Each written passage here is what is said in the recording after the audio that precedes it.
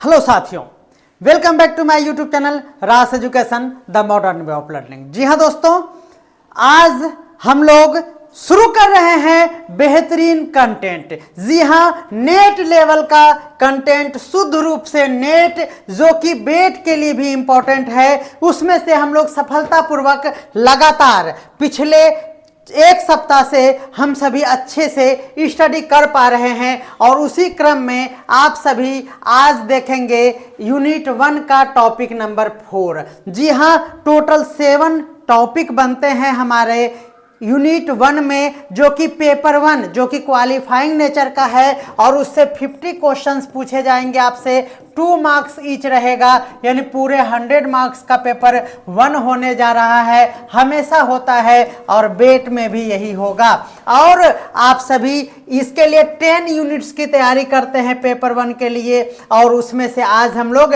Unit 1 में हम लोग टॉपिक नंबर 4 स्टडी करेंगे, जिसका नाम है उच्च अधिगम संस्थानों में शिक्षण पद्धति। जी हाँ, शिक्षण पद्धति में हम सभी जानते हैं कि चौक और डस्टर से पढ़ाई होती है। ऑनलाइन टीचिंग अब आ गया है। इन सभी सिस्टमों पर हम लोग बेहतरीन क्लास देखेंगे। आप देखेंगे कि इसको समझते हैं कि method of teaching in higher learning institutions, जिसमें से हम लोगों को पढ़ना है, बहुत इंपॉर्टेंट है, नोट कर लिया जाए कि हम लोगों को पढ़ना है टीचर्स सेंटर्ड मेथड, दूसरा है लर्नर सेंटर्ड मेथड, और ऑनलाइन वर्सेस ऑनलाइन और ऑफलाइन आप लोगों को पढ़ना है। उसमें से गवर्नमेंट के द्वारा जो आया है स्वयं और स्वयं प्रभा और मॉक्स एक्सेट्रा, इस सभी के बारे में आज हम लोग विस्तृत चर्चा करेंगे और लास्ट में मॉक टेस्ट लगाएंगे और वो होगा हमारा प्रीवियस ईयर का क्वेश्चन। तो चलिए देर ना करते हुए शुरू करते हैं आज का बेहतरीन क्लास। सबसे पहले हम लोग जानते हैं कि हम लोगों को इस यूनिट के टॉपिक 4, यूनिट 1 के टॉपिक नंबर 4 में हम लोगों को क्या क्या पढ़ना है। जी हाँ, सबसे पहले हम लोग देखेंगे उच्च शिक्षा संस्थानों में शिक्षण के तरीके। उस तरीकों में से शिक्षक केंद्रित बनाम शिक्षार्थी केंद्रित, यानी टीचर्स सेंटर्ड और स्टूडेंट सेंटर्ड, ये दोनों पर हम लोग चर्चा करेंगे। उसके बाद आपको हम बताएंगे क्या, तो ऑफलाइन और ऑनलाइन विधियां है, जिसके अंतर्गत भारत सरकार ने स्वयं प्रभा और मॉक ये सब चला के आप लोगों को एक हायर लेवल का एजुकेशन प्रदान कर रहा है। तो उसके बारे में हम लोग देखेंगे कि नेट लेवल का क्या सिलेबस है। तो चलिए पहला हम लोग देखते हैं। आप यहाँ पे देखेंगे बेहतरीन कंटेंट के साथ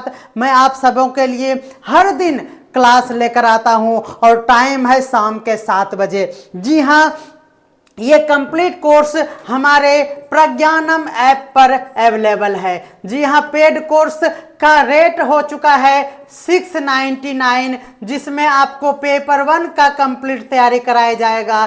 पेपर 1 होते हैं 100 मार्क्स का और 100 मार्क्स की में आप लोगों को 10 यूनिट पढ़ना है। तो ये 10 यूनिट में लगभग आप सभी को 60-70 टॉपिक हो जाता है। 60 से 70 टॉपिक आप लोगों को पढ़ाया जाएगा मात्र 699 में। तो आज ही डिस्क्रिप्शन में दिए हुए लिंक के थ्रू आप प्रज्ञानम ऐप पर आ सकते हैं, या फिर आप मेरा 9525175737 इस नंबर पर कॉल करके आप विस्तृत जानकारी ले सकते हैं। आप स्क्रीनशॉट ले लीजिए, बाद में आप हमें कॉल कर सकते हैं। तो चलिए अब शुरू करते हैं आज के टॉपिक को, और हमारा है आज का पहला टॉपिक शिक्षक केंद्रित शिक्षा क्या है। जी हाँ, टीचर सेंटर्ड कोर्स का डिजाइन इस तरह से हमने किया है, हमने नहीं, ये किया गया है। क्या है, तो सबसे पहले हम लोग कंटेंट पर ध्यान रखते हैं। आप सीरियली याद रखिए कि आपको ये जो हमारा पीपीटी दिख रहा है डिजिटल बोर्ड पे, ये टाइपिंग दिख रहा है, यह है कंटेंट। कंटेंट बनाने के लिए क्या क्या जरूरी है? तो सबसे पहले हम लोगों को पाठ्यक्रम पता होना चाहिए, पाठ्यचर्या का ज्ञान होना चाहिए और उस टॉपिक का भी ज्ञान होना जरूरी है जो टॉपिक आपके सिलेबस में है। तो ये सभी बातों को ध्यान रखकर आप अपना बेस को देखते हुए, उससे भी ज़्यादा जरूरी है कि विद्यार्थी का क्या लेवल है, उसके अकॉर्डिंग आप कंटेंट बनाएंगे। यही हम लोगों को जानना और सीखना है। ये टीचर को क्या जानना है? तो कंटेंट का उनको ज्ञान होना चाहिए, उनको ये पता होना चाहिए what do I know that is important this field. जिस फील्ड में हम पढ़ा रहे हैं उस फील्ड में क्या इंपॉर्टेंट है, उसकी जानकारी शिक्षक को होना जरूरी है। यह है हमारा शिक्षक केंद्रीय।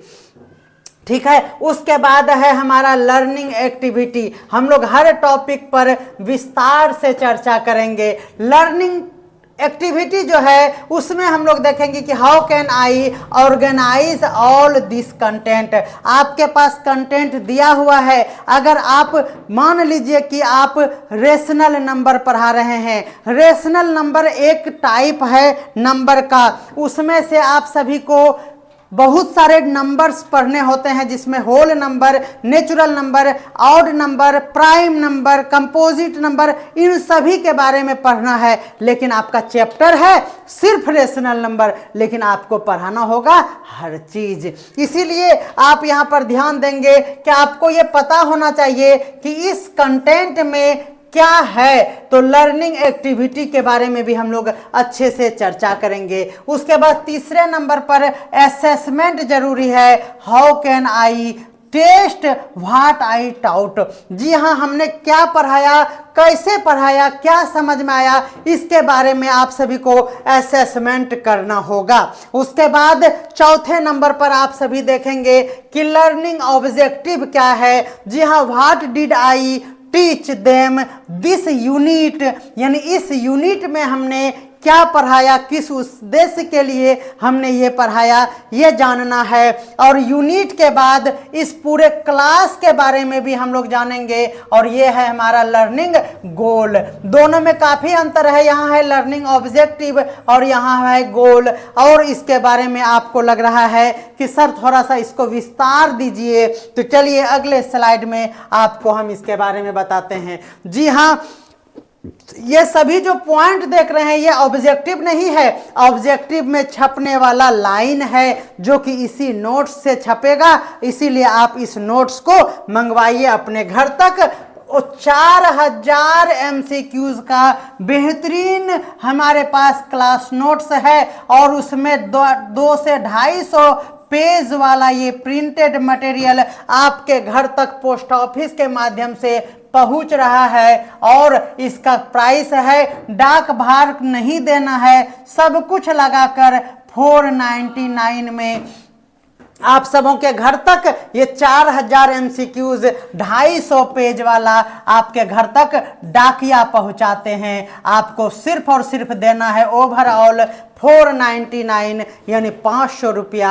आप प्रज्ञानम ऐप पर जाकर भी इनरोल कर सकते हैं ऑनलाइन कोर्स को। जी हाँ, तो चलिए टीचर सेंटर्ड अगर कोर्स डिजाइन की हम बात करें तो अभी हमने बात किया है आप सभी से कंटेंट के बारे में, फिर लर्निंग एक्टिविटी के बारे में, फिर असेसमेंट के बारे में, फिर लर्निंग ऑब्जेक्टिव के बारे में और पांचवा और लास्ट है हमारा लर्निंग गोल के बारे में। अब आप ध्यान दीजिएगा, यहाँ हम लोगों को बताया जा रहा था what do I know that is important in this field.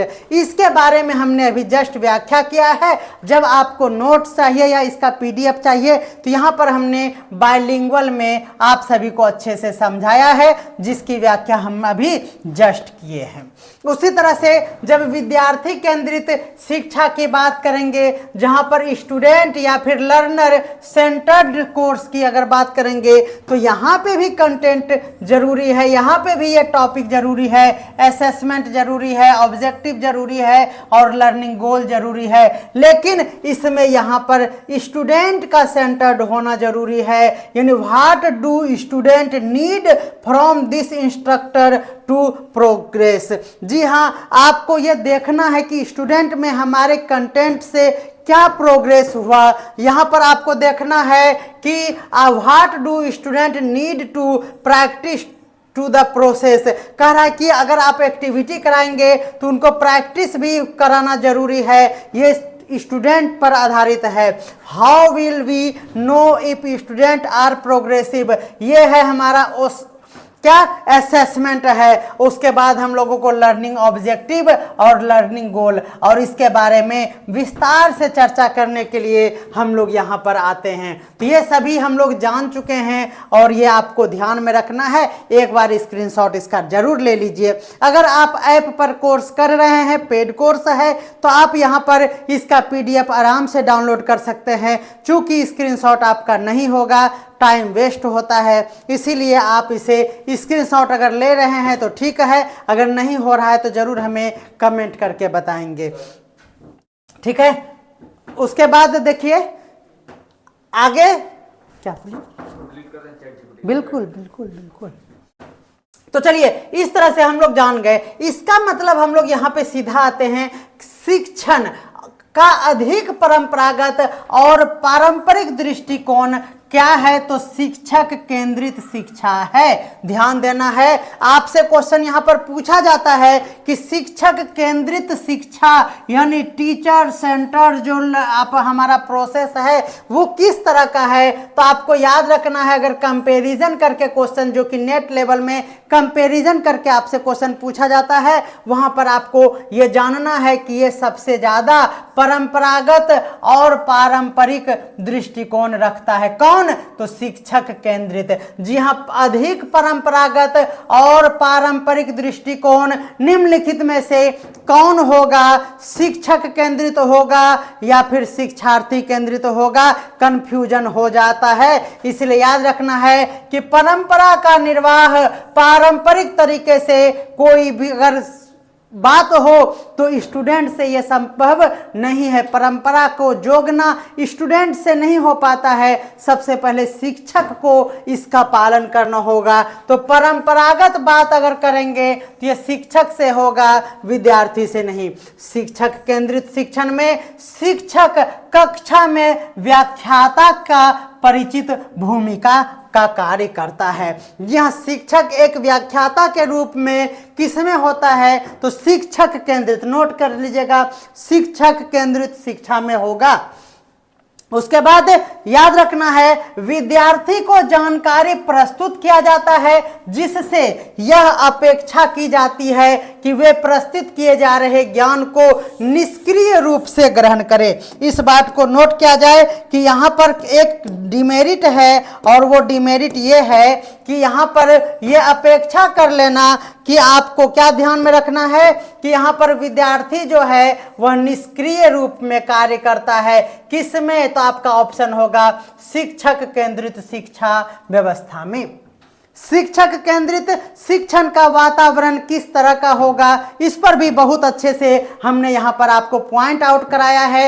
ऐसा इसलिए अरेंज किया गया है कि आपको यहाँ पर क्वेश्चन पूछा जाता है A, B, C, D और E, और ऑप्शन में रहता है A, B, B, C, C, D, E केवल, और इसमें से हर एक लाइन आपके ऑप्शन में रहता है। इसीलिए आप इस तरह से पॉइंट बनाकर नोट करें या फिर इसका कंटेंट आप डाउनलोड करके प्रिंट करा लें। आप हमसे भी नोट्स घर पर मंगवा सकते हैं। तो ध्यान देना है, शिक्षक केंद्रित शिक्षा का अगर बात करेंगे तो मुख्य रूप से प्रशिक्षक पर आधारित होता है यह शिक्षा।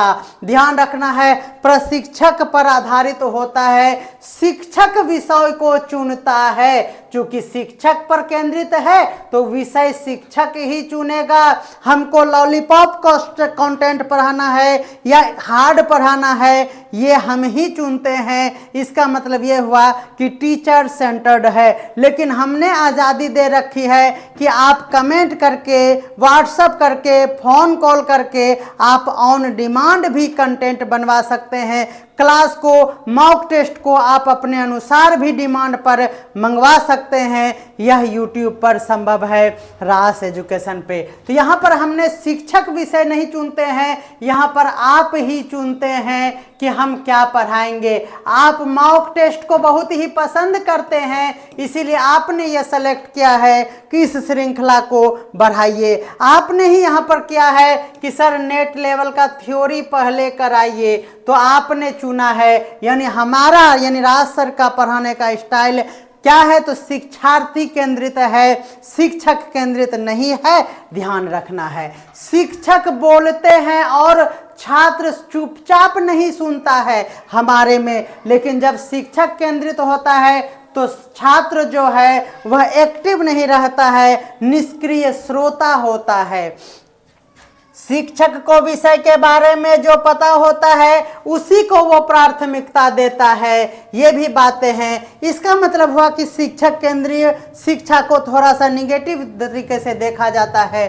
छात्र अकेले और स्वतंत्र रूप से काम करते हैं। अब जब यहाँ पर शिक्षक सब कुछ है तो छात्र बेचारा मुंह लटका के बैठल रहता है कि मास्टर जी कहिया जेते, 40 मिनट कब होते।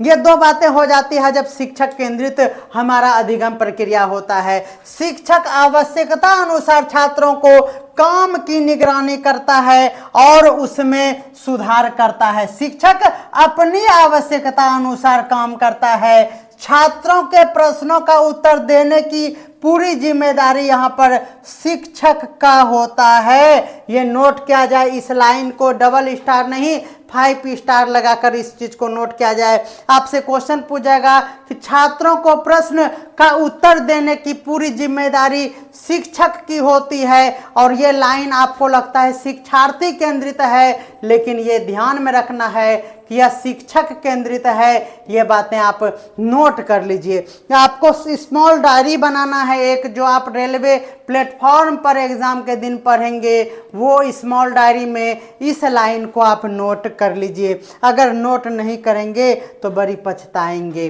चलिए, शिक्षक छात्रों के प्रदर्शन और सीखने का प्रमाण का मूल्यांकन करता है। किसमें नोट किया जाए? शिक्षक केंद्रित शिक्षा में शिक्षक छात्रों के प्रदर्शन और सीखने का प्रमाण का मूल्यांकन करता है। कौन करता है? तो शिक्षक केंद्रीय। कक्षा आमतौर पर शांत रहता है, रहेगा नहीं। टीचर अपने मन से अल्कोहल पढ़ा रहा है और सब बच्चा मनमस्त होकर अल्कोहलिक होकर सूत रहा है, तो ये भी शिक्षक केंद्रित पाठ्यचर्या में आता है। उसके बाद छात्र केंद्रित शिक्षा में अगर शिक्षक अभी भी कक्षा में अधिकार रखने वाले व्यक्ति होते हैं, अगर छात्र केंद्रित की बात करें तो शिक्षक अभी भी कक्षा में अधिकार रखने वाला होता है, हालांकि वे कोच या सुविधाकर्ता के रूप में अधिक कार्य करता है, जबकि छात्र अपने स्वयं के सीखने पर अधिक सक्रिय और सहयोगी भूमिका निभाता है। यानी आपको अगर छात्र केंद्रित की बात करेंगे तो छात्र केंद्रित में आप यहाँ पर शिक्षक को एज ए क्या मेंटोर के रूप में, कोच के रूप में, या फिर एक आपको हेल्प करने वाला के रूप में होगा। बाकी आप ही को स्वयं करके सीखने की आजादी होगा, और इसमें जो होता है लर्नर्स वो अधिक सक्रिय और सहयोगी भूमिका निभाते हैं, सक्रिय होते हैं। एक छात्र केंद्रित शिक्षण का वातावरण कैसा होना चाहिए? अभी हमने शिक्षक पर आधारित यहाँ पर बात कर लिए हैं, अब छात्र पर आधारित बात करेंगे। कोई कंफ्यूजन अभी हो रहा है? एक वर्ड में आप ओवरऑल ये समझ लीजिए कि अगर शिक्षक केंद्रित हो तो वो थोड़ा सा नकारात्मकता की ओर बढ़ जाता है, और छात्र केंद्रित हो तो वह पॉजिटिव लाइन होगा। और जो निगेटिव लाइन यहाँ पर था हमने यहाँ पर स्टार लगवाया है, इसको आप जरूर नोट कर लीजिए।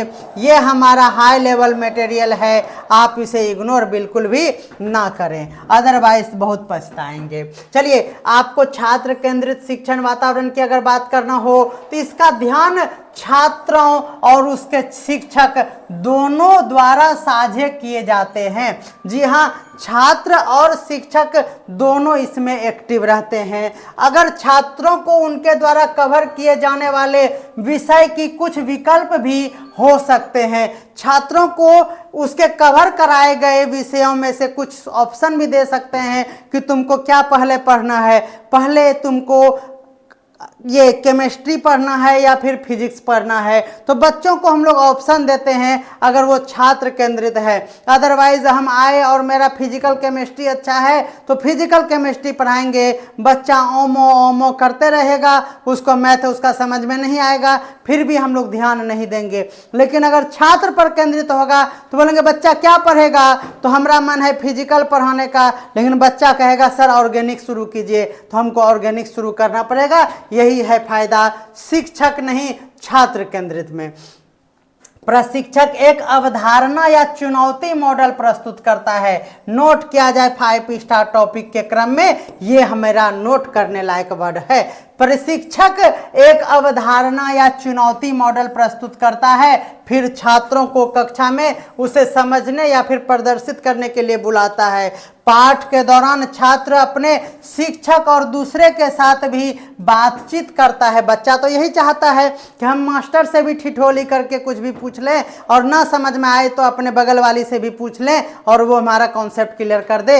ये है हमारा छात्र केंद्रित। विषयों का परिचित, रोजमर्रा की भाषा को पढ़ाया जाता है और छात्र जो है वह स्वयं उपयोग कर सकते हैं। नई शब्दावली को अपना अलग पाठ में मिला सकता है। सोचिए कितना छूट है बच्चे को। एक तो वह उड़ना चाहता ही है और जब शिक्षार्थी केंद्रित होता है तो उसे उड़ने में पंख मिल जाता है और वो और भी अधिक सक्रिय रूप से पढ़ाई में मन लगाता है। गतिविधि के आधार पर जब छात्र को जोड़े में, समूह में या अकेले में काम करना अच्छा लगता है, प्रशिक्षक जो है निरंतर सिर्फ क्या कर सकता है, निगरानी से परहेज करता है। यानी आप जब छात्र क्या कर रहा है उसको आज़ादी है तो शिक्षक जो है उस पर निगरानी रखना चाहता है, लेकिन उसकी कोई ज़रूरत नहीं होती है, वो निगरानी से भी परहेज कर लेता है। लेकिन जब भी प्रश्न उठते हैं तो फीडबैक या सुधार प्रदान करता है। जब कभी कोई बच्चा लर्निंग यानी लर्नर होता है और वो करके सीखता है, तो जब उसका कोई चीज़ बिगड़ जाता है तो वो जब आपसे फीडबैक ले, कुछ पूछे, तो आपको अच्छे से उसको एक्सप्लेन करना चाहिए।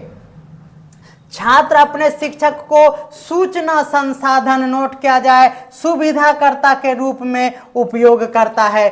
छात्र अपने शिक्षक को किस रूप में उपयोग करता है, ये 2 वर्ड आप नोट कर लीजिए, जल्दी से नोट कर लीजिए। सूचना संसाधन और सुविधाकर्ता के रूप में शिक्षक का इस्तेमाल वो करते हैं। एक दूसरे को प्रश्न का उत्तर देने का भी प्रयास करता है। यानी उसमें क्या होता है कि टॉकिंग होता है, डिस्कशन होता है और फिर उस पर आंसर पर पहुंचते हैं। छात्र शिक्षक प्रशिक्षक के साथ मिलकर अपने सीखने का मूल्यांकन करता रहता है।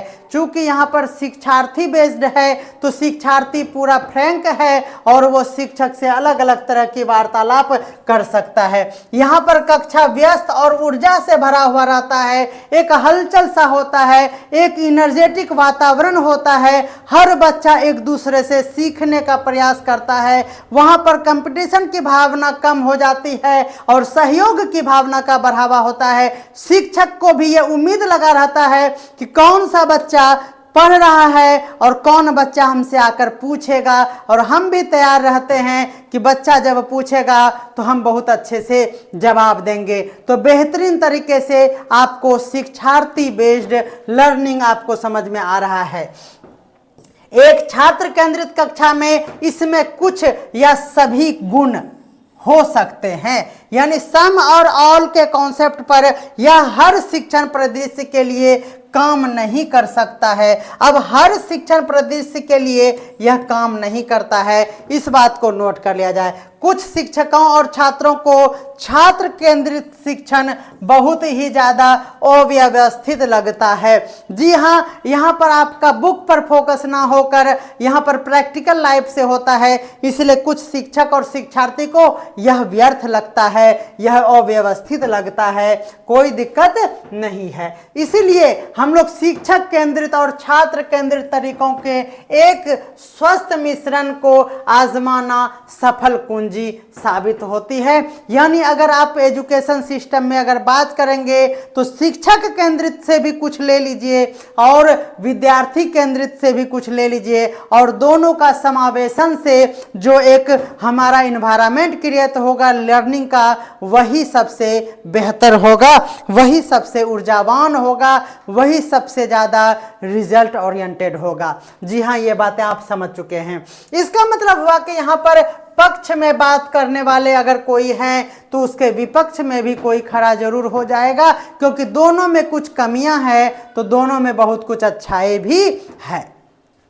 तो चलिए हम लोग बात करेंगे शिक्षक केंद्रित बनाम छात्र केंद्रित शिक्षण। जी हाँ, हमारा कंटेंट इसी तरह का रहेगा जिस तरह से आप चाहते हैं। जी हाँ, यहाँ पर हम लोग एक ही टॉपिक को एक तरीके से एक्सप्लेन ना करते हुए हम लोग अलग अलग पहलू पर बात करते हुए उसी चीज़ को अलग अलग स्टैंडर्ड से हम लोग उसको व्याख्या करते हुए हम लोग पूरे आगे बढ़ रहे हैं और अभी बहुत दूर तक जाना है। इसलिए आप हमारे साथ बने रहिए, चिंता बिल्कुल त्याग दीजिए। तो शिक्षक केंद्रित कक्षा का पहले हम लाभ देखते हैं, उसके बाद हम लोग हानि भी देखेंगे। जब शिक्षक केंद्रित है तो शिक्षक तो मैच्योर्ड हैं, उनको अनुभव है, इसीलिए यहाँ पर कक्षाओं जो होगी कक्षा वो व्यवस्थित रूप से होगा, व्यवस्थित होगा। ये बातें आपको ध्यान में रखना है।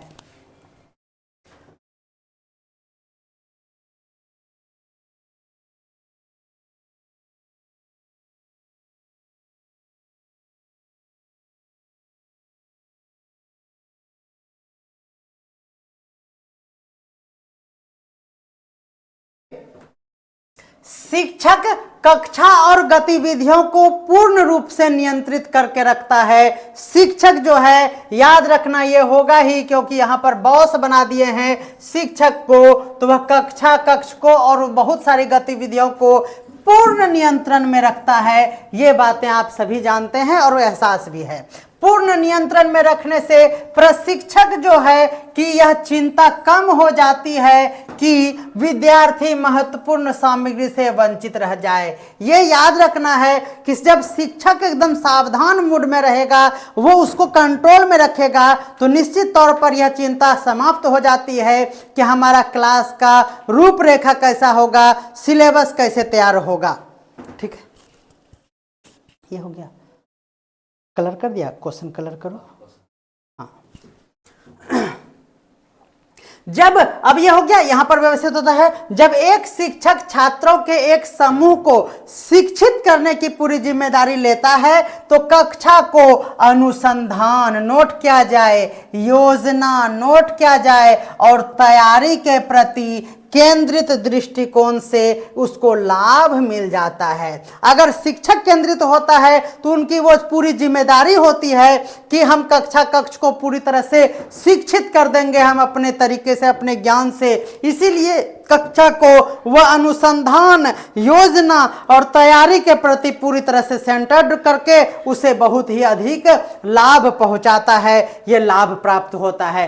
शिक्षक सहज रूप से आत्मविश्वासी महसूस करता है और कक्षा की गतिविधि को पूरी तरह से प्रभारी होते हैं, उसका कोई दिक्कत नहीं है। विद्यार्थी हमेशा जानते हैं कि वो उन्हें अपना ध्यान कहाँ पर केंद्रित करना है, और वह कहाँ पर केंद्रित करना है तो उन्हें पता है कि पूरी तरह से हम लोगों को शिक्षक पर ही केंद्रित होकर आगे बढ़ना है। ये बातें हो गया, लेकिन इसकी बहुत सारी कमियों पर भी हम लोगों ने अभी ध्यान दिया था, उसका भी लिस्ट आपके सामने हम रखते हैं। पहला हमारा है कि यह विधि जो है, यानी शिक्षक पर आधारित जो हमारा शिक्षण विधि है, उसमें सबसे अच्छी तरह से काम करती है जब प्रशिक्षक पाठ को रोचक तरीके से समझाता है। आपको हमारा पढ़ाने का स्टाइल अच्छा लगता है, इसीलिए आपको टीचर सेंटर्ड ही पसंद आता है। टीचर सेंटर्ड मतलब रास सर जो कंटेंट देंगे वो आंख बंद करके विश्वास करने लायक है, और आप निश्चिंत हैं और मगन है, और हमारी जिम्मेदारी थोड़ी बढ़ जाती है। तो ये ध्यान में रखना है आप सभी को। तो ये यहाँ पर होता है कि इसकी कमियां है कि यह जो है वह अच्छी तरह से काम तब करता है जब प्रशिक्षक पाठ को रोचक बना सके, और अगर इसका अभाव हो गया तब जिंदगी बर्बाद हो गया। एकदम सही बात है। अगर इसका अभाव हो गया तो फिर विद्यार्थी उब जाता है, उनका मन भटक सकता है, और महत्वपूर्ण जानकारी से वो क्या रहेगा, वंचित रह जाएगा। ये हम अपने दैनिक जीवन में भी इसे देखते हैं।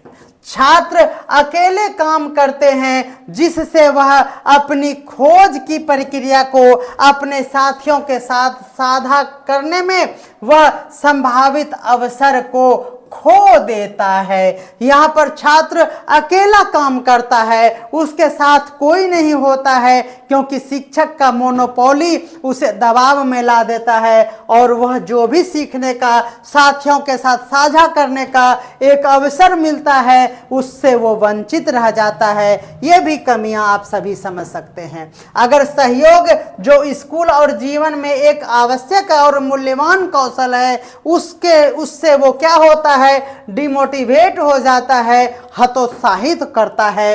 ये हमारा शिक्षक पर आधारित ये हमारा अधिगम प्रक्रिया छात्रों को अपने संचार और आलोचनात्मक सोच कौशल विकसित करने में भी उसे बहुत ही कम अवसर प्राप्त होता है। ये हम सभी जानते हैं। उसी तरह से अब ये शिक्षक पर केंद्रित जब हम लोग अधिगम प्रक्रिया पर बात किए हैं, तो अब हम लोग विद्यार्थी यानी शिक्षार्थी यानी लर्नर बेस्ड हम लोग शिक्षा को देखते हैं। तो छात्र केंद्रित शिक्षा का भी बहुत सारा लाभ है, तो बहुत सारी इसमें कमियां भी दिखेंगी। ध्यान रखना है, शिक्षा प्रशिक्षक और छात्रों के बीच, स्वयं छात्रों के बीच भी, यानी छात्रों के बीच रहे या छात्र और शिक्षक के बीच रहे, यहाँ पर अनुभव को बेहतरीन तरीके से साझा करके आगे बढ़ा जाता है। छात्र में सहयोग, संचार का कौशल का विकास होता है। पिछले से कंपेयर करके पढ़ेंगे तो और अच्छे से याद हो जाएगा। एक छात्र दूसरे के साथ बातचीत करता है और अपनी शिक्षा में सक्रिय रूप से वो क्या करता है, भाग लेता है। उसकी सीखने की रुचि भी बहुत ज़्यादा बढ़ जाती है। ये बातें हम सभी समझ सकते हैं। सीखने की प्रक्रिया का एक भाग के रूप में छात्र स्वतंत्र रूप से काम करना और दूसरे के साथ बातचीत करके बहुत कुछ सीखता है। अगर कमी की बात करें तो छात्रों को परस्पर बातचीत करने की स्वतंत्रता होने के कारण कक्ष क्या हो जाएगा, पूरी तरह से शोर या फिर अव्यवस्थित रूप से हो जाएगा। शिक्षक के लिए कक्षा का प्रबंधन एक बहुत बड़ी चुनौती हो जाएगा, समस्या हो जाएगा, जिससे संभवतः शिक्षण गतिविधियां भी बाधित हो जाएगी। सही बात है। बच्चा को हम अलाउ कर दिए हैं कि तुम मनमानी करो, तो वो सही बात है, डिस्टर्ब करेगा ही करेगा। व्याख्यानों पर कक्षा पर कम ध्यान देगा और यह चिंता हो सकती है कि कुछ छात्र महत्वपूर्ण जानकारी से वंचित हो जाएगा। ठीक है, यद्यपि सहयोग से लाभ तो मिलता है, लेकिन जब यह दृष्टिकोण उन छात्रों के लिए अच्छा नहीं होता है जो अकेले काम करना पसंद करता है। जो अकेला ही रहकर अच्छे से पढ़ाई करना चाहता है, उन बच्चों के लिए यह परेशानी का सबब हो सकता है। कुछ छात्रों को सहयोगात्मक इंटरेक्टिव सेटिंग की जानकारी पर ध्यान केंद्रित करना हो या उसे याद करना हो तो वह उसमें वंचित रह जाएगा, उसे कठिनाई होगी। अब उनके पास कोई अभी जो टॉपिक बोले सर उस पे एक रील बनना चाहिए। जस्ट इसके पहले जो बोले नोट कर लीजिए टाइम 15 नंबर स्लाइड। ठीक है, तो याद रखना है कि सहयोग की भावना, इंटरेक्टिव सेटिंग की जानकारी ध्यान केंद्रित करने में उसे क्या होगा, कठिनाई होगी। अब आपको शिक्षक केंद्रित तो समझ में आ गया, शिक्षार्थी केंद्रित अगर है तो वहां बातचीत करने की आजादी है, वहां पर बीच बीच में किसी से पूछने की आजादी है, आप शिक्षक को भी बार बार पूछ सकते हैं। इस स्थिति में उस बच्चों को बहुत ही परेशानी हो जाएगी जो कि अकेला रहकर सेल्फ स्टडी करना चाहता है। तो यही सबसे बड़ा कमी है और ये इसको बस ध्यान में रखने से आपका ऑप्शन हो जाएगा क्लियर।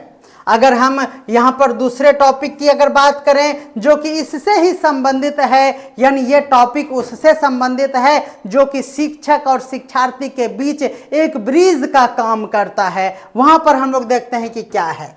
जी हाँ, ध्यान में रखना है कि मंच पर ऋषि और बनाम पक्ष पर मार्गदर्शक, ये एक टॉपिक आता है इसी क्रम में। जी हाँ, कभी कभी इसे स्टेज पर ऋषि के नाम से भी जानते हैं। ये एग्जाम में क्वेश्चन पूछा गया है इस टॉपिक से। जी हाँ, शिक्षक केंद्रित मॉडल शिक्षक को व्याख्यान और प्रत्यक्ष निर्देश के माध्यम से ध्यान में रखना है कि अपने छात्रों को ज्ञान प्रदान करने के लिए प्रभावी विशेषज्ञ के रूप में अपने आप को प्रदर्शित करता है। छात्रों को कभी कभी खाली बर्तन के रूप में वर्णित किया जाता है जो कि जानकारी को सुनते हैं और अवशोषित करते हैं। जी हाँ, ध्यान में रखना है कि छात्र को एक खाली बर्तन के रूप में समझते हैं और उस बर्तन में ये कहते हैं कि उसमें कुछ भी रखा जा सकता है, उसमें कुछ भी अवशोषित कराया जा सकता है। अगर शिक्षक केंद्रित शिक्षण पद्धति को ऐतिहासिक रूप से अधिक पारंपरिक दृष्टिकोण माना जाता है, ये शुरू में भी ये लाइन हमने मेंशन किया था प्रिसाइज रूप से। लेकिन अगर शिक्षा के क्षेत्र में छात्रों को अपने स्वयं के सीखने के अधिक सक्रिय भागीदारी बनाना चाहते हैं तो महत्वपूर्ण रूप से शिक्षार्थी केंद्रित शिक्षा जो होगा उसी को प्रायोरिटी दी जाएगी। समझ में आ रहा है। हालांकि ऐसे अनगिनत उदाहरण भी हमारे पास है जो कि छात्रों को एक शिक्षक के द्वारा उस विषय पर व्याख्यान देने से चुनौती मिली है और बदलाव आया है जिस पर उन्होंने अपना पूरा जीवन व्यतीत कर दिया है। कभी कभी इसे गाइड ऑन द साइड का भी शैली कहा जाता है। ये बातें आप स्पष्ट रूप से समझ सकते हैं। तो चलिए आगे हम लोग देखते हैं। अंतिम में इससे संबंधित हम लोग प्रश्न को भी देखेंगे जो कि नेट लेवल पर पूछा गया है, इसीलिए हमारे साथ अंत तक बने रहिए। अगला हम लोग देखते हैं, छात्र केंद्रित शिक्षण मॉडल शिक्षक और छात्र के बीच अधिक संभाव का निर्माण करता है। जी हाँ, छात्र केंद्रित सही बात है, जिसमें प्रत्येक के सीखने की प्रक्रिया में भूमिका निभाता है। शिक्षक अभी भी अधिकार का प्रयोग करता है लेकिन एक सुविधाकर्ता के रूप में कार्य करने और छात्रों को कोचिंग देने और सीखने में उनकी सहायता करने की अधिक संभावनाएं हैं।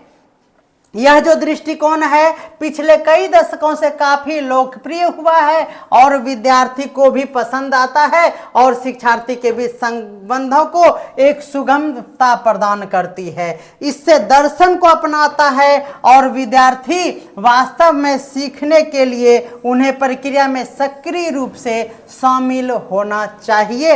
ये बातें आप स्पष्ट रूप से इस बात को समझ सकते हैं। नेक्स्ट हमारा जो है, आप सभी जानते हैं कि हमारे टॉपिक में इसी क्रम में ऑनलाइन एंड ऑफलाइन का भी चर्चा बेहतरीन तरीके से किया गया है और अंत में जो टॉपिक है उससे कई बार क्वेश्चंस पूछे गए हैं, इसीलिए ध्यान से एक एक बात को नोट करते चलिए। गरम था रे।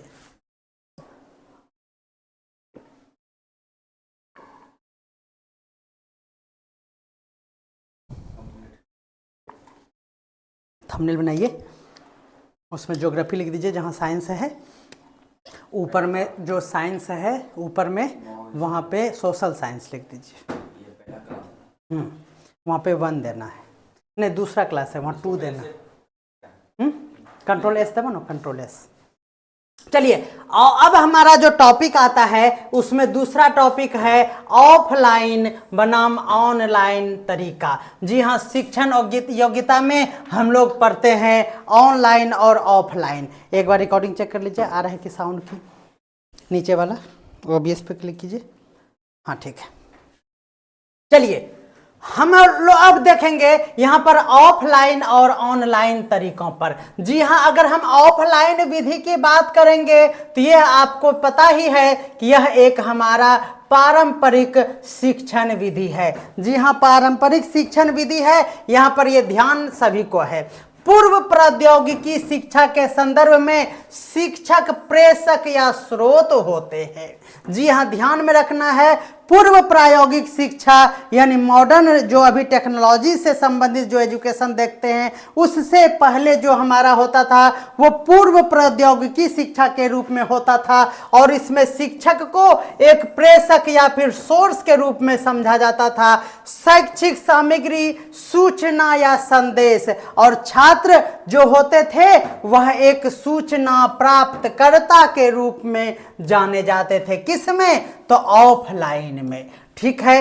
वितरण माध्यम के संदर्भ में शिक्षक जो है सबसे पहले आपको ध्यान में रखना है वो है हमारा चॉक एंड टॉक विधि को अपनाता है और ओवरहेड प्रोजेक्टर से उसे प्रदर्शिता के माध्यम से संदेश को वितरित करता है। बेहतरीन कंटेंट, दिल गार्डन हो जाएगा अगर आप हमारे हर एक वीडियो को 2 लिखो, वहां हर एक वीडियो को आप बारीकी से देखेंगे तो आपको मजा आ जाएगा हमारा कंटेंट देख के। तो ये नोट किया जाए कि शिक्षक चॉक टॉक विधि और ओवरहेड प्रोजेक्टर विधि को किसमें अपनाता है तो वो ऑफलाइन में। याद रखना है, कोई कंफ्यूजन ना हो। चॉक से लिखने में ऑनलाइन की क्या जरूरी है, अब यहाँ पर समझ में आ गया होगा। इस निर्देश मॉडल की नींव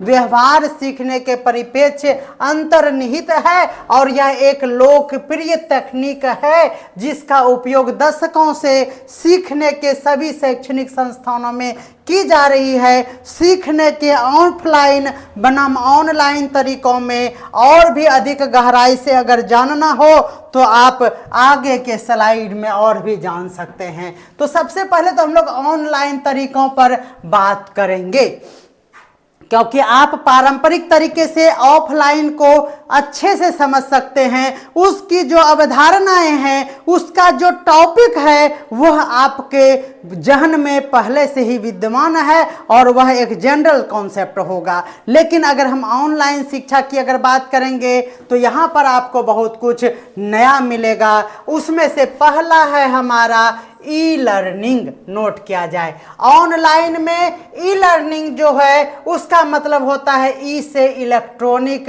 और लर्निंग मतलब समझ में आ गया कि लर्निंग है। यह संक्षिप्त नाम है।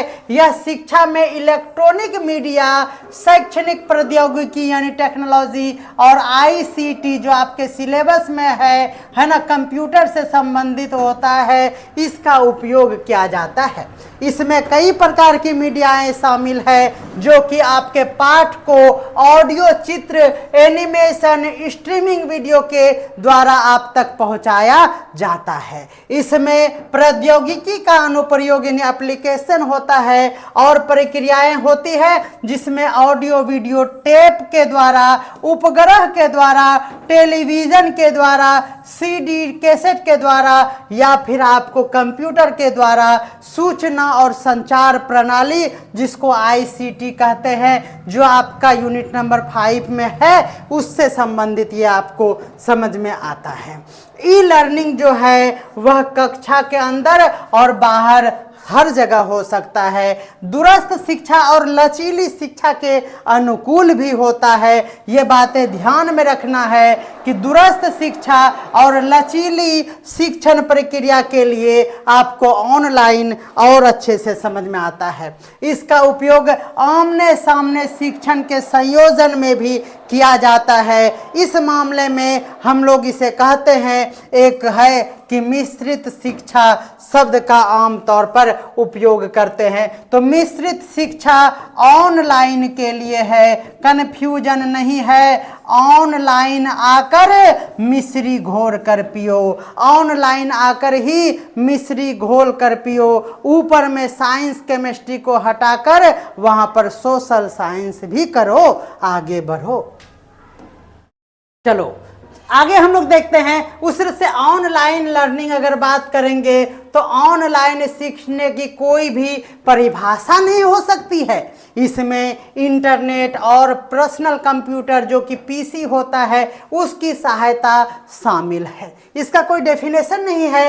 ई लर्निंग यानी इलेक्ट्रॉनिक लर्निंग आपको ध्यान में रखना है। शब्द का प्रयोग ऑनलाइन लर्निंग के रूप में हम लोग कर लेते हैं। ऑनलाइन शिक्षा के लिए बहुत सारी शर्तें हैं, जो कि आभासी शिक्षा, रुचि आधारित शिक्षा, वेब आधारित शिक्षा या फिर कंप्यूटर के इंटरेक्शन कम्युनिकेशन के माध्यम से शिक्षा शामिल है। इस चीज को फिर से नोट कर लिया जाए।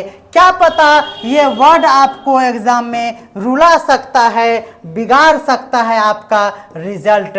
जी हाँ, आभासी शिक्षा हो या रुचि पर आधारित शिक्षा हो या फिर हो वेब आधारित शिक्षा या फिर हो कंप्यूटर के मध्यस्थता की शिक्षा, ये सभी शिक्षाएं आपको ऑनलाइन में मिलेगा। और ऑनलाइन प्लेटफॉर्म आपको रास एजुकेशन ही समझ में आता है, ये हमें भी पता है।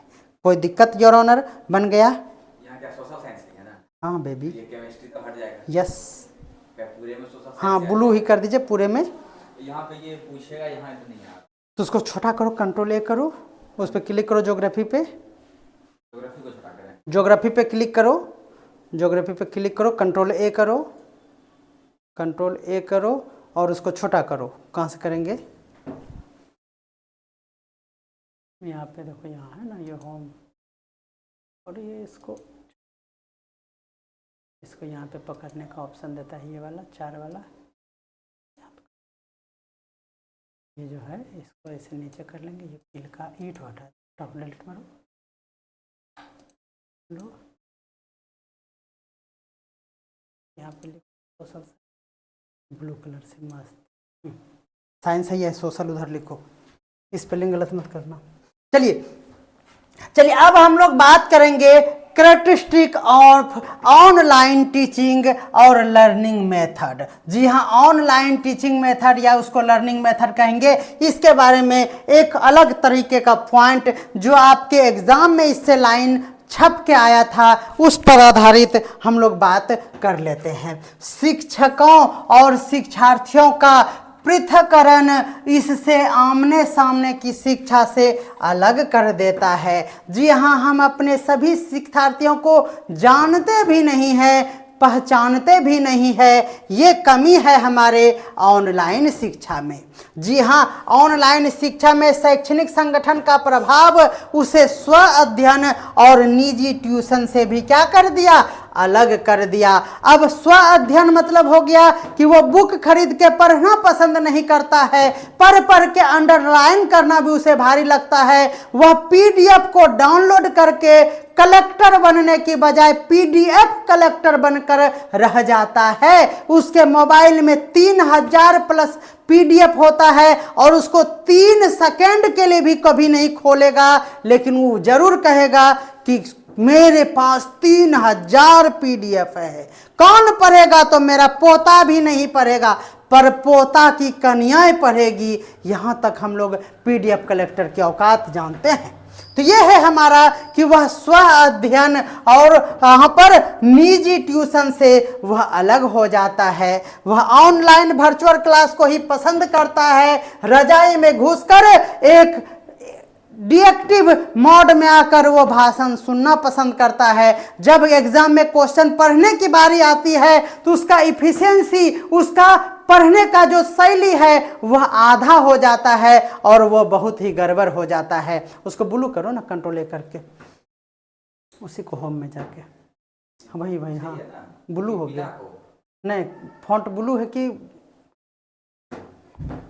ग्रीन कर दिया, देखो ना, डार्क ब्लू करो ना, इस वो जो नीचे ब्लू है वो वाला।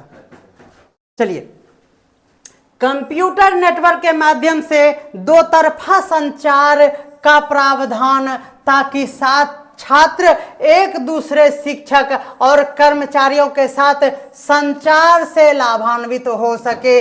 अगर ऐसा है तो बढ़िया बात है। दो तरफा कम्युनिकेशन आपको कहां पर मिलता है? तो रास एजुकेशन में मिलता है। बोले कैसे? तो अभी आपको ये कंटेंट पसंद आ गया तो आप कॉल करके हमसे और भी कुछ जानकारी ले सकते हैं। आपको कोई डिमांड है, ऑन डिमांड आप क्लास करवा सकते हैं। ऑनलाइन वीडियो आपके कहने पर यूट्यूब पर आ जाता है। यह है, अगर ऐसा होता है तो ऑनलाइन हमारा और अच्छा कहलाएगा। ठीक है। एडवांटेज अगर ऑनलाइन की बात करें तो आपको याद रखना है आपको एक्सटेंडिबिलिटी और एक्सेसिबिलिटी और सूटेबिलिटी, ये तीनों आपको मिलता है ऑनलाइन में। उपयोगकर्ता अपनी गति से अपने स्थान पर प्रशिक्षण का कार्यक्रम करता है और उसके माध्यम से वो आगे बढ़ता है। किसी भी समय प्रशिक्षण का उपयोग वो कर सकता है, केवल उतना ही प्राप्त कर सकता है जितना उन्हें चाहिए। ये ऑनलाइन का क्या है? फायदा है। इजी टू कंटेंट अपडेट, अगर कुछ अपडेट नहीं मिल रहा है तो मोबाइल पे हेलो जेमिनी करके जल्दी से हम लोग पूछ सकते हैं। अब मास्टर जी का क्या काम है बताइए? पहले हम लोग दादा से पूछते थे, दादी से पूछते थे, ददिया सास से भी पूछना पड़ता था, फिर भी जानकारी नहीं मिलता था। अब यहाँ है हेलो जेमिनी। यस, कम्युनी की गोतनी जेमिनी आपको ध्यान में रखना है। ठीक है। तो इजी टू कंटेंट अपडेट आपको मिल जाता है। आप अपनी किसी भी सामग्री में जो भी परिवर्तन करना चाहते हैं, दुनिया भर में सभी सीखने वाले दर्शकों को वह तुरंत ही उपलब्ध हो जाता है। आप रास एजुकेशन पे भी इस तरह के संसाधन प्राप्त कर सकते हैं। ट्रैवल कॉस्ट और टाइम सेविंग की बात भी यहाँ पर स्पष्ट रूप से समझ में आता है कि अधिगम को दूसरे तरीके के बजाय सीधे शिक्षार्थी तक ये पहुंचाया जाता है। इंटरनेट के कनेक्शन आर वाइडली अवेलेबल। अधिकांश कंप्यूटर जो है उपयोगकर्ता के पास ब्राउजर तक पहुंच होती है और यह कंपनी के इंटरनेट से जुड़े होने के कारण यह हो पाता है। Vast updated untapped market for training. जी हाँ, आप वाणिज्यिक बाजारों की तलाश कर रहे हैं तो इंटरनेट के माध्यम से आप सामग्री के बहुत बड़े विशाल दर्शकों से यह क्या कर सकते हैं? प्रदान कर सकते हैं। एक्सपेंसिव वर्ल्ड वाइड डिस्ट्रीब्यूशन भी है और क्या है, यहाँ अलग अलग वितरण तंत्र भी आवश्यकताएं होती है। डायरेक्ट एक्सेस भी होता है मेनी अदर ट्रेनिंग रिसोर्सेज के लिए, जैसे इंटरनेट की दुनिया में सबसे बड़ा पुस्तकालय तक यहाँ पर प्रदान किया गया है और उसे पेश करके और वहाँ पर बहुत ही अच्छी अच्छी सामग्री उपलब्ध कराई गई है, वितरित कराई गई है। लेकिन अगर ऑनलाइन के डिसएडवांटेज की बात करेंगे, जो कि ऑनलाइन लर्निंग मेथड में डिसएडवांटेज है, उसमें सबसे पहले आप जानते हैं कि यहाँ पर असेसमेंट और फीडबैक का लिमिटेशन हो जाता है। ठीक है। यहाँ पर वो design and develop robust multimedia courses से वो वंचित हो जाता है। Net is not right for all type of training, यानी आप सभी तरह का ट्रेनिंग वहाँ लेकर आप इरिलीवेंट कंटेंट का कलेक्टर बन सकते हैं, इसीलिए वो भी व्यवधान है। उसका बनाओ ना थी जेपीजी बनाओ, उसको शेड्यूल करो अभी तुरंत। नहीं, कोई चेंज नहीं। 36 कहाँ क्या रे? 37 ये मॉक टेस्ट क्या करें इसको? 37 उसी श्रृंखला का है ना? 50% का है। हाँ, तो उसी को आगे बढ़ो ना, 37 नंबर जाएगा ना। आजकल 36 हो गया। हमको लग रहा था कि क्वेश्चन नंबर है लाइव। चलिए, it is highly costly method of learning. जी हाँ, कॉस्ट भी ज़्यादा पड़ता है। Limited bandwidth means slower performance. अगर आपके पास इंटरनेट का अच्छी कनेक्शन नहीं है तो आपको बहुत ही ज़्यादा परेशानियों का सामना करना पड़ता है। बैंडविड्थ यानी आपका इंटरनेट का कैपेसिटी। जी हाँ, ब्राउज़र लिमिटेशन में बी रिस्ट्रिक्ट द इंस्ट्रक्शनल मेथोलॉजीज। जी हाँ, आपको अगर बैंडविड्थ अच्छा नहीं मिल रहा है तो बहुत सारे सोर्स आपका ओपन नहीं होगा, जिससे आपके पास लिमिटेड या फिर रिस्ट्रिक्टेड इंस्ट्रक्शन प्राप्त होगा, जो कि आपके एजुकेशन या आपके नॉलेज को डैमेज कर सकता है। याद रखना है, little formatting send content in accurate browser. जी हाँ, आप वेब ब्राउजर पर गूगल में जाकर सर्च करते हैं तो आपको बहुत सारे कंटेंट एक ही टॉपिक पर बहुत सारे अलग अलग मटेरियल्स मिल जाते हैं। अब किसे पढ़ें किसे ना पढ़ें, यह भी वहाँ पर परेशानियों का सामना करना पड़ता है। आपको भी नेट का कोर्स पर आपको क्या क्या पढ़ा देगा, उससे एक लाइन भी नहीं आएगा। ये भी है इंटरनेट का सबसे बड़ा हानि। ठीक है ना, तो ये बातें आपको अच्छे से समझ में आएगा। यहाँ पर एक है हमारा स्टीव लोहर, 2009 के अनुसार उन्होंने कहा, औसतन ऑनलाइन सीखने की स्थिति में छात्रों ने आमने सामने निर्देश प्राप्त करने वालों की तुलना में बेहतर प्रदर्शन किया है। इसीलिए यहाँ पर ये ऑनलाइन को सपोर्ट करने वाला है। आज के युग प्रौद्योगिकी का यूज है, टेक्नोलॉजी का यूज है, इसलिए ऑनलाइन सीखने की जो आवश्यकता है और महत्व दिन प्रतिदिन इसका और भी बढ़ते जा रहा है। ऑफलाइन बनाम ऑनलाइन में सीखने के यह आप सभी को फायदे हैं, ध्यान में रखना है। अगर हम लोग शिक्षक केंद्रित शिक्षण की विधि की अगर बात करेंगे तो इसी विधियों में हमने अभी यहाँ पर देखा ऑनलाइन एंड ऑफलाइन शिक्षण विधि। कोई दिक्कत है? कितना टाइम हो गया? चलिए, तो उसके बाद आपने बहुत सारी विधियां अच्छे से समझ लिया है। अब हम लोग यहाँ पर बात करेंगे सीधे तौर पर शिक्षक के बहुत सारे विधियों के प्रकार में ये देखते हैं। तो सबसे पहले हम लोग कुछ सामान्यतः प्रयुक्त होने वाले शिक्षक केंद्रीय विधियों को देखते हैं। आप सभी व्याख्यान विधि को अच्छे से जानते हैं, इसीलिए आप इसको बस एक बार रीड कर लीजिएगा। ये पीडीएफ हमारे प्रज्ञानम ऐप पर अवेलेबल मिलेगा आप सभी को। ये पेड कोर्स के लिए है। आपसे निवेदन है कि प्रॉपर तरीके से अगर आप पेपर 1 की तैयारी करना चाहते हैं तो आप हमारे प्रज्ञानम ऐप पर जुड़े। प्रज्ञानम ऐप का जो डाउनलोड करने वाला लिंक है वह आपको सिर्फ और सिर्फ डिस्क्रिप्शन में ही मिलेगा और अदर जगह आपको फ्रॉड होने का खतरा मंडराएगा, इसलिए इस वीडियो के डिस्क्रिप्शन से ही जाकर डाउनलोड करें। व्याख्यान सह प्रदर्शन, ये आप एक बार स्टडी कर लीजिएगा। प्रश्नोत्तर करना है, ट्यूटोरियल पेश करना है, ये सभी आप लोगों को अच्छे से टीम शिक्षण की कला भी होनी चाहिए।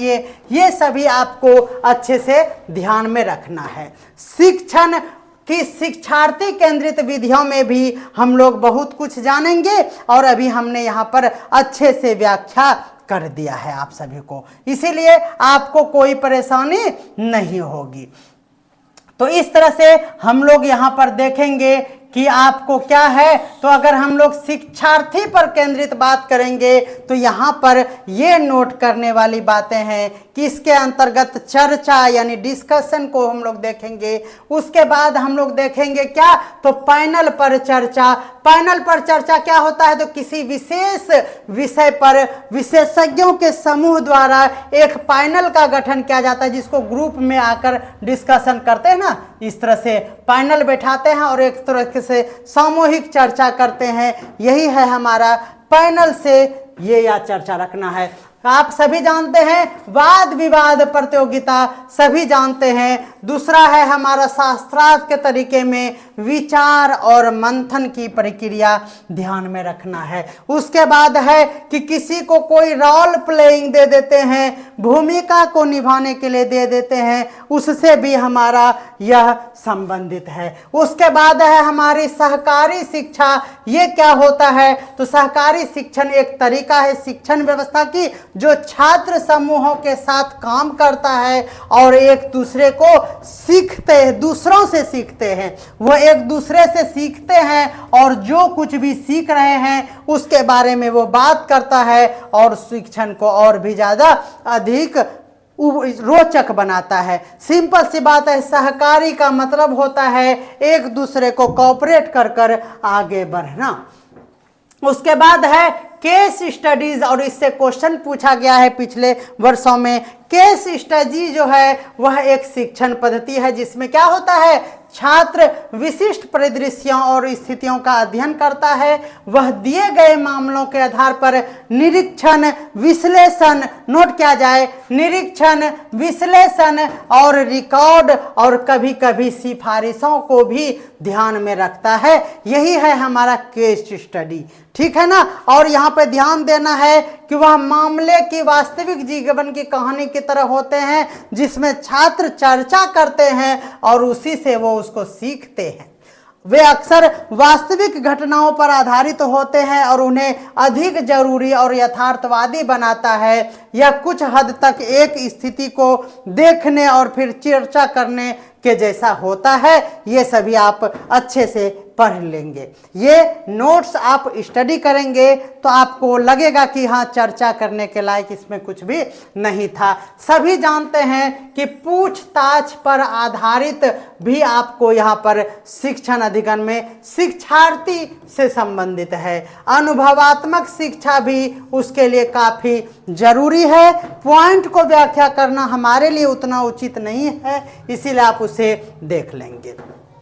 अब सबसे ज़्यादा जो इम्पोर्टेंट है हमारा वो आपके सिलेबस में है और वह है हमारा स्वयं। एक वर्ड है, बहुत बहुत इम्पोर्टेंट है, ठीक है ना।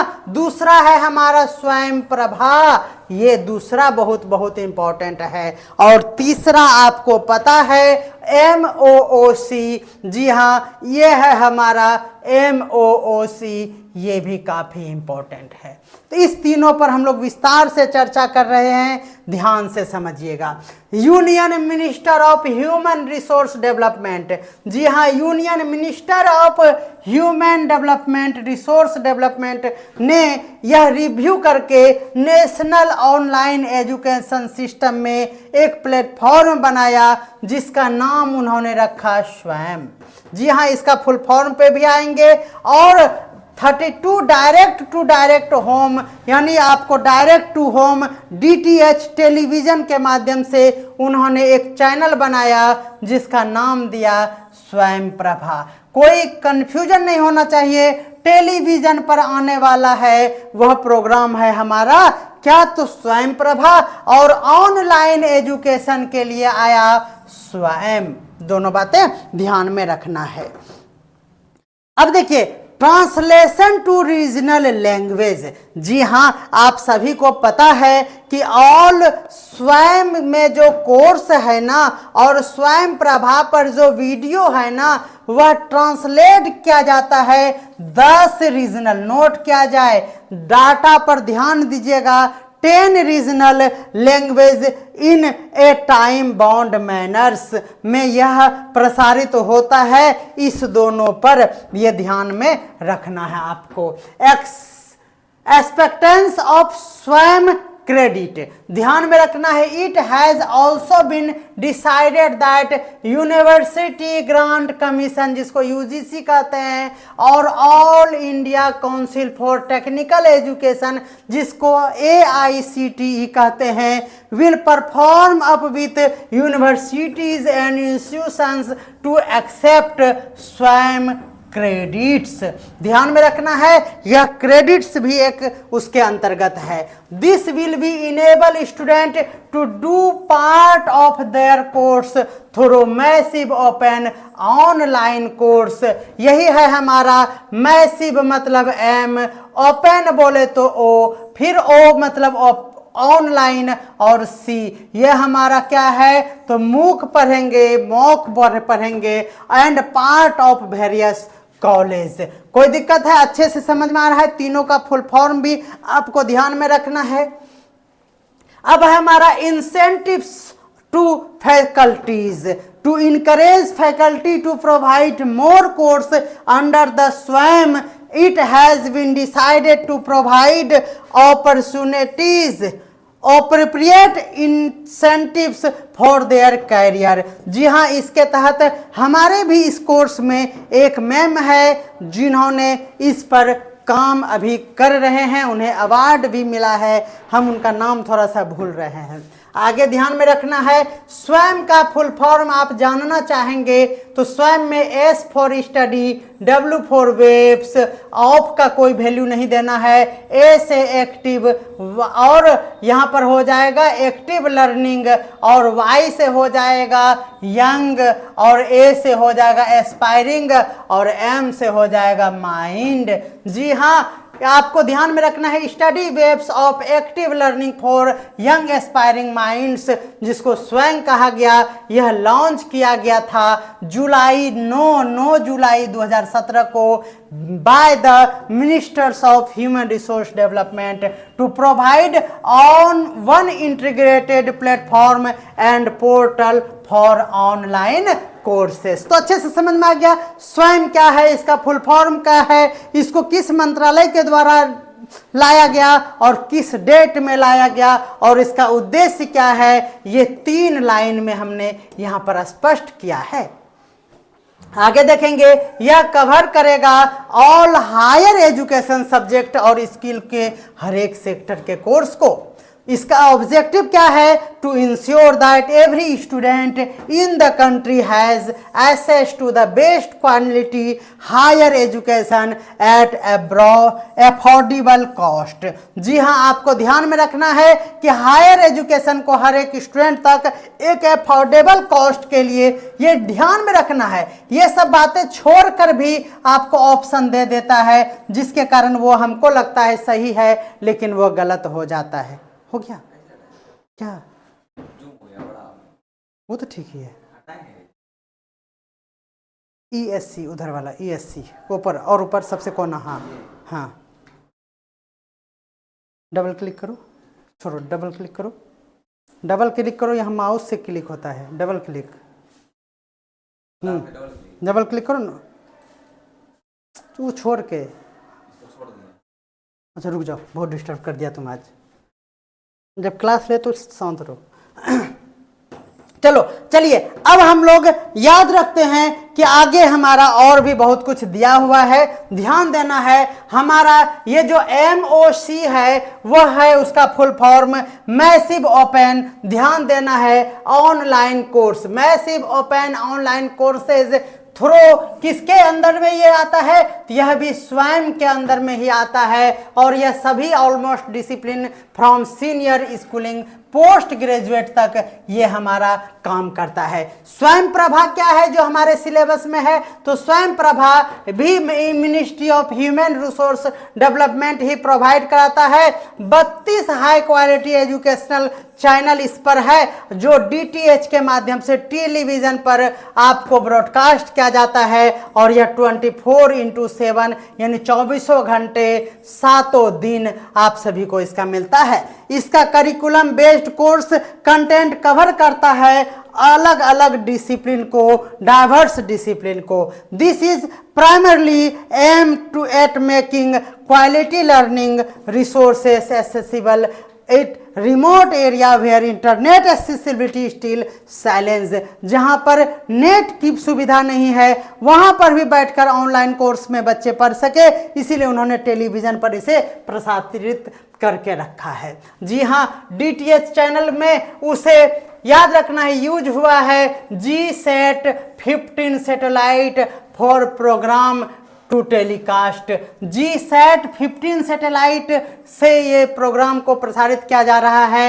University grant commission UGC at it came to existence 28 December 1953 and become statutory bodies by Act on Parliament 1956 for the coordination, determination and maintenance of the standards of teaching, examination and research in the university education. जी हाँ, आपको ये अच्छे से समझ में आ गया।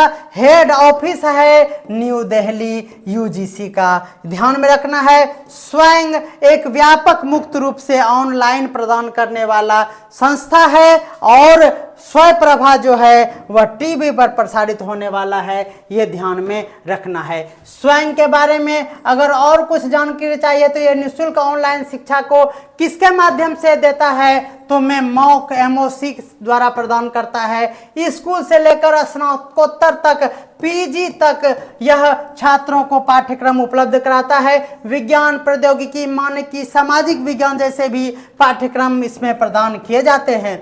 छात्र अपने द्वारा पूरे किए गए पाठ्यक्रम के लिए क्रेडिट अर्जित भी उसमें करता है। स्वयं मॉक की बात करें अगर, तो इसके माध्यम से अर्जित क्रेडिट भी किसी भारतीय विश्वविद्यालय या संस्था को हस्तांतरित किए जा सकते हैं। स्वयं प्रभा के लिए यह वर्ड याद रखना है कि 32 डीटीएच चैनल के एक समूह द्वारा 24 घंटे यहाँ पर शिक्षण सामग्री प्रसारित की जाती है और यहाँ पर सभी सामग्री आईआईटी हो, आईएएम हो, सभी शीर्ष संस्थानों द्वारा तैयार कराई जाती है। विज्ञान, प्रौद्योगिकी, मानविकी, सामाजिक विज्ञान सहित विभिन्न विषयों की सामग्री यहाँ पर उपलब्ध है। स्कूल से लेकर पीजी तक के सभी छात्रों के लिए भी सामग्री उपलब्ध है। सामग्री में स्वयं प्रभा वेबसाइट और पोर्टल भी अब उपलब्ध है। स्वयं और स्वयं प्रभा पहल का उद्देश्य है विशेषकर दूर दराज में जो भी छात्र है, जहां पर इंटरनेट की सुलभता नहीं है, उसको गुणवत्तापूर्ण शिक्षा देना ही स्वयं और स्वयं प्रभा का मुख्य उद्देश्य है। तो इस तरह से आपने देखा कि बेहतरीन हम लोग टॉपिक 4 पर आ चुके हैं यूनिट 1 पर। तो बेहतरीन क्लास आप सभी को कैसा लग रहा है आप कमेंट करके जरूर बताएंगे। आगे हम लोग यूजीसी नेट में पूछे गए कुछ प्रश्नों को देखते हैं। आप देखेंगे कि 8 अक्टूबर 2022 के आपको ये सुबह वाले सीटिंग में आपसे क्वेश्चन पूछा था और ये 5 क्वेश्चन पूछा जाता है यूनिट 1 से। यूनिट 1 में 4 टॉपिक है, इसीलिए किसी किसी टॉपिक से क्वेश्चन रहते भी हैं या नहीं भी रहते हैं, इसीलिए थोड़ा सा चैलेंजिंग होता है।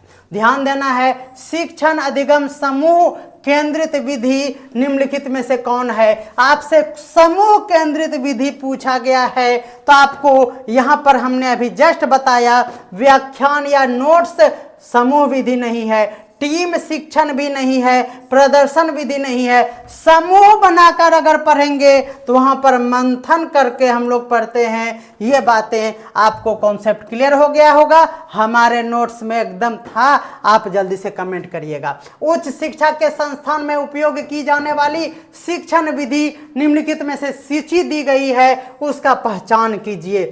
क्या आपको यहाँ पर प्रोजेक्ट विधि अभी जस्ट चर्चा किए हैं, चौक और डेस्क जो है हमारा टॉक जो है यह उच्च शिक्षा के लिए नहीं है। यह हमने अभी जस्ट बताया कि चौक और टॉक का अब यहाँ पर विशेष व्यवस्था नहीं है। जब भी उच्च शिक्षा की बात करेंगे तो वह नहीं होगा और यहाँ शिक्षक केंद्रित नहीं, शिक्षार्थी केंद्रित में चौक टॉक शामिल नहीं है, हम एकदम चर्चा कर दिए हैं, इसलिए चौक टॉक करके दिए। ऑडियो विजुअल होगा के साथ व्याख्यान नहीं होगा। ऑडियो विजुअल हो सकता है लेकिन लेक्चर देना शिक्षार्थी पर केंद्रित नहीं है। ध्यान देना, कंप्यूटर की सहायता बिल्कुल हो सकता है। और अगला है हमारा सिमुलेशन एंड रोल प्लेइंग भी शिक्षार्थी ही करते हैं, इसलिए शिक्षार्थी केंद्रित हो गया। बोलिए ये हमारा ADE सही है या नहीं? ADE बोले तो B नंबर आपका बिल्कुल सही जवाब है। आपको बेहतरीन कंटेंट लग रहा होगा और आप पढ़ने के बाद उस क्वेश्चन को भी सॉल्व कर पाए होंगे। छोटे छोटे भी क्वेश्चंस पूछे जाते हैं, निम्नलिखित में से कौन शिक्षक केंद्रित विधि है? यह अक्टूबर 2022 के इवनिंग के शिफ्ट में पूछा, तो आपको पता हो गया शिक्षक केंद्रित जब पूछा जाए तो ध्यान में रखना है समस्या का समाधान तो शिक्षार्थी पर है, चर्चा भी शिक्षार्थी ही करेगा, पूछताछ भी शिक्षार्थी ही करेगा, प्रदर्शन विधि जो है यही हमारा ऑप्शन सही हो जाएगा। नेक्स्ट ध्यान दीजिएगा, निम्नलिखित में से कौन सा शिक्षार्थी केंद्रित विधि है? ये 10 अक्टूबर के इवनिंग शिफ्ट में 2022 में पूछा। शिक्षार्थी के लिए व्याख्यान जो है वह नोट कर लीजिएगा, ये शिक्षक पर है। प्रदर्शन भी शिक्षक के लिए ही है, टीम भी शिक्षक ही निर्माण करेंगे।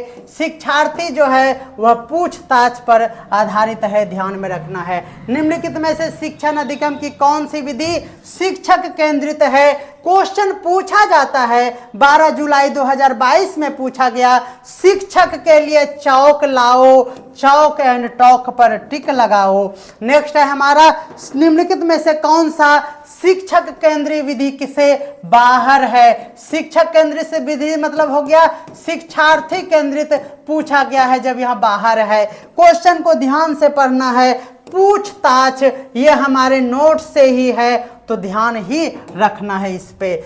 छात्र केंद्रित दृष्टिकोण में एक शिक्षक कैसा होता है? तो आप सभी को हमने बताया कि छात्रों को अधिक जिम्मेदारी लेने के लिए प्रोत्साहित करता है अगर वह छात्र केंद्रित होता है। बिल्कुल सही जवाब है।